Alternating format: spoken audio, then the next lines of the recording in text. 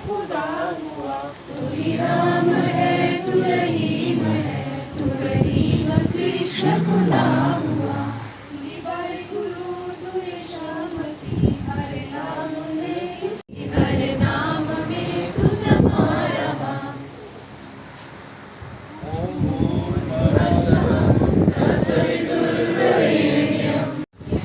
इसके बाद जब हम घर में विजिट पे जाएंगे तो हम विजिट पे जाके डायरेक्ट हम इस चीज़ की पुष्टि नहीं कर सकते हैं कि जो पेशेंट है उसको लाइलाज बीमारी है, तो ना ही हम वहाँ पे जाके डायरेक्ट उस चीज़ को हम पेशेंट को या पेशेंट के जो परिवार है उसको बताएंगे। जो है वो दिखाता है। तो सबसे पहले क्या होता है कि उसको सांस लेने में जो प्रॉब्लम हो जाती है। कभी कभी क्या होता है कि या तो वो रुक रुक के सांस लेता है या तो वो बहुत ज़्यादा ज़ोर से आवाज़ देता है ना, तो ये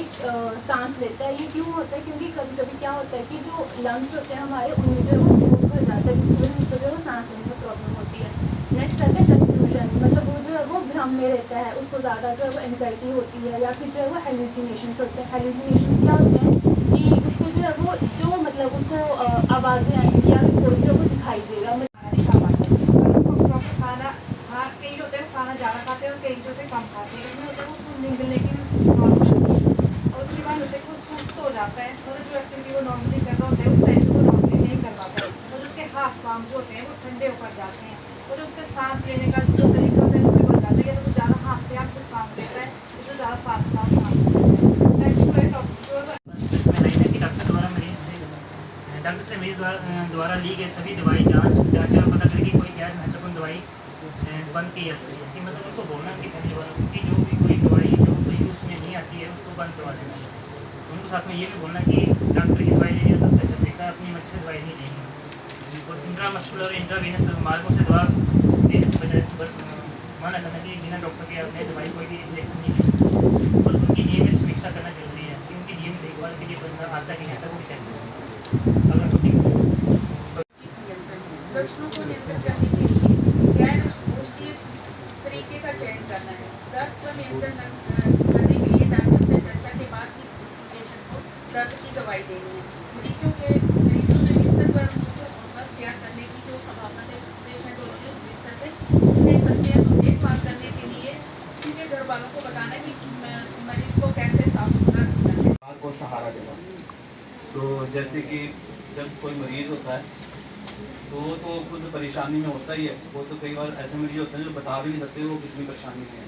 लेकिन उनके घर वाले उनसे ज़्यादा परेशान होते हैं। तो इसलिए एक दो लाइनें बोलना चाहूँगा।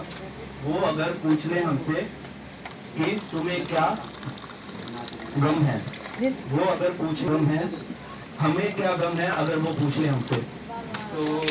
धार्मिक तौर पे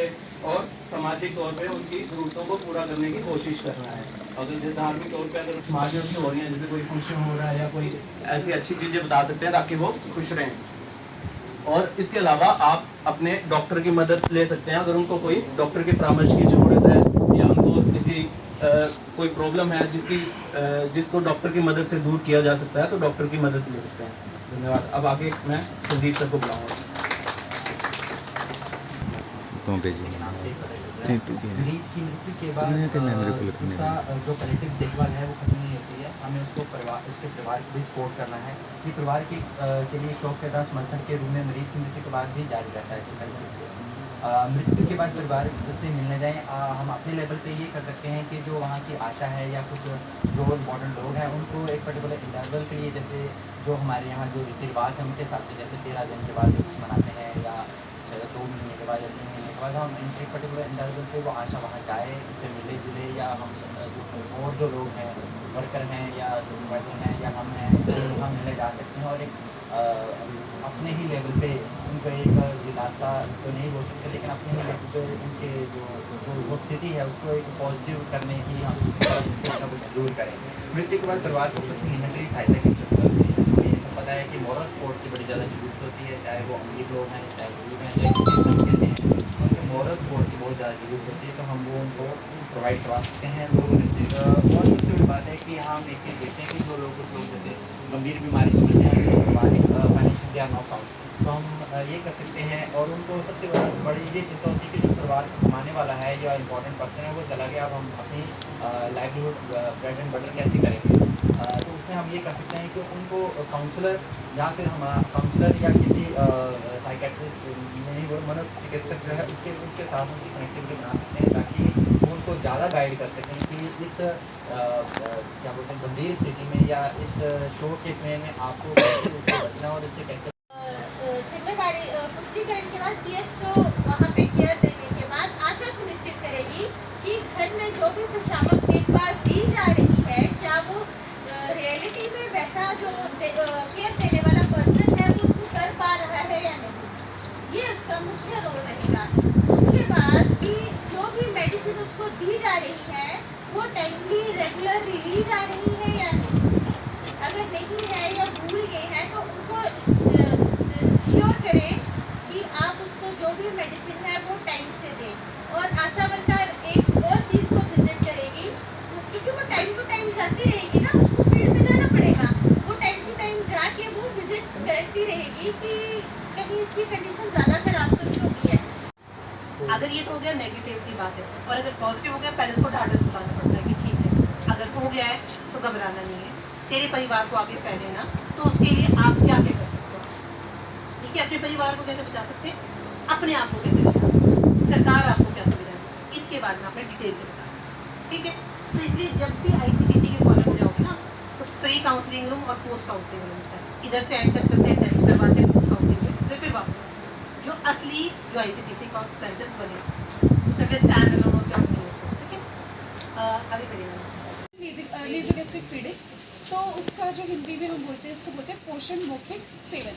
तो इसमें क्या है, नीजोगैस्ट्रिक फीडिंग क्या होती है कि जो पेशेंट जो है मुंह के राहे खाना नहीं खा सकते तो उनको हम एक ट्यूब डालते हैं नाक के थ्रू, नाक से सीधे पेट में ताकि खाना जाए, ठीक है, तो होती है नीजोगैस्ट्रिक फीडिंग। तो कौन कौन से पेशेंट्स में हम ये NG ट्यूब फीडिंग देते हैं,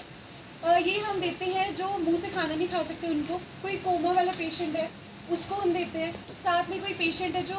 मतलब जिसकी ओरल कोई सर्जरी हुई है, मुंह से रिलेटेड कोई सर्जरी हुई है, ठीक है, या फिर मैकेनिकल वेंटिलेटर पे जो पेशेंट है ना वेंटिलेटर पे, तो उसमें हम ET ट्यूब डालते हैं, अंदर एक ट्यूब डलती है तो उसके थ्रू हम मुंह से खाना नहीं दे सकते, तो उन वाले पेशेंट्स को हम क्या करते हैं ये ट्यूब डालते हैं नाक के थ्रू, फिर हम खाना पहुँचाया जाता है ताकि उनके न्यूट्रिशन में कोई कमी ना आए, ठीक है, वो जल्दी से रिकवर हो जाए, तो उसके लिए की जाती है। अब इसके लिए जो आर्टिकल्स चाहिए, कौन कौन सी चीज़ें चाहिए होती है, वो अपनी आंखों की देखभाल कैसे करते हो, रोज उठ के क्या क्या करते हो अपनी आंखों के लिए? पानी के छींटे लगाते हो ना?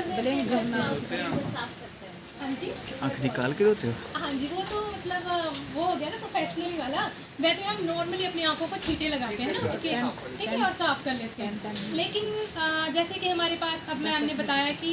प्राथमिक केयर जो हमने देनी है, देखभाल करनी है, कोई हमारे पास मरीज है, समझ लो ये मरीज है हमारे पास, ठीक है, तो ये जो मरीज है, एक मरीज होता है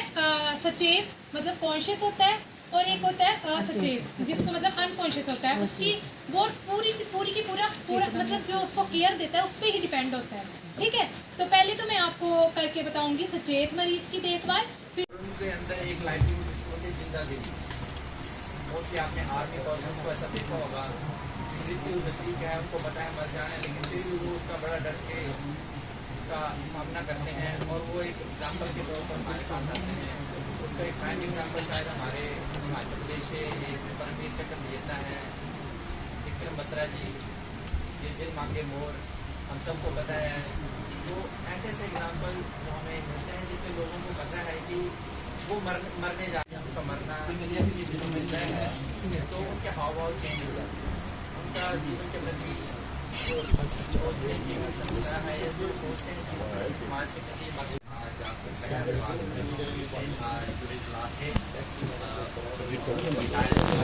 ऐसी मुलाकात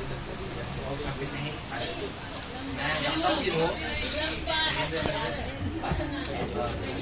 आज जो मेरा मिला हुआ है कलेक्टिव के ऊपर जिसका हिंदी में मतलब होता है देखभाल,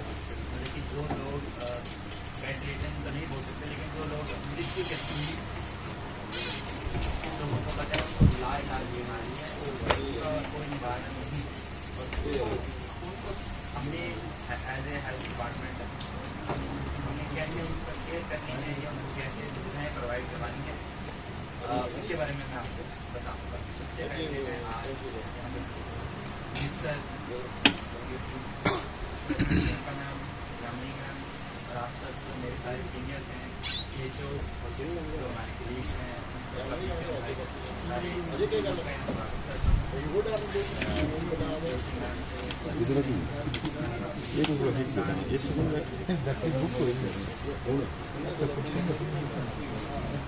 देखभाल जो लोग लाइलाज बीमारी ग्रस्त हैं, जैसे कैंसर, लास्ट TB या इसी तरह की और जो भी बीमारियां हैं जिनमें हमें पता है कि इनमें वो लोग जो मरीज हैं, पेशेंट हैं, वो ठीक नहीं हो सकता है, उनको हम कैसे केयर करें।